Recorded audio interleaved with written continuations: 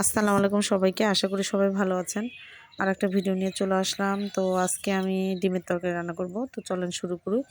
নতুন যে আলুগুলো সেগুলো আমি আগে সিদ্ধ করে নিয়েছিলাম।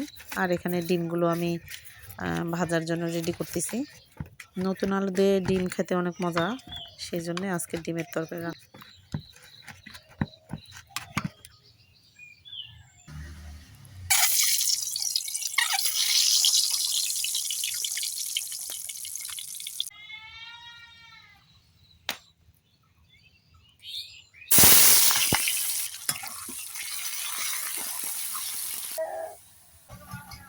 তো এখানে আমি আদা রসুন জিরা বাটা আগে থেকে রেডি করে রাখছি, সাথে মরিচের গুঁড়া এবং হলুদের গুঁড়া আর লবণ দিয়ে দিচ্ছি।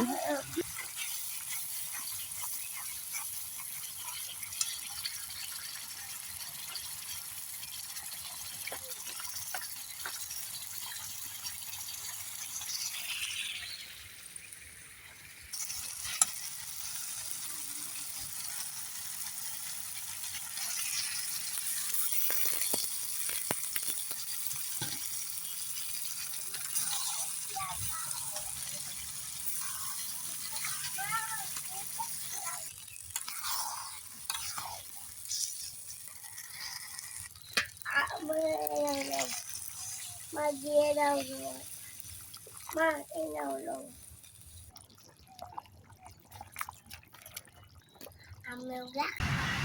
তো এখন একটু ঠান্ডা ঠান্ডা আছে, এই জন্য ডিমের তরকারি রান্না করলাম। তো আমার ডিমের তরকারিটা হয়ে গেছে।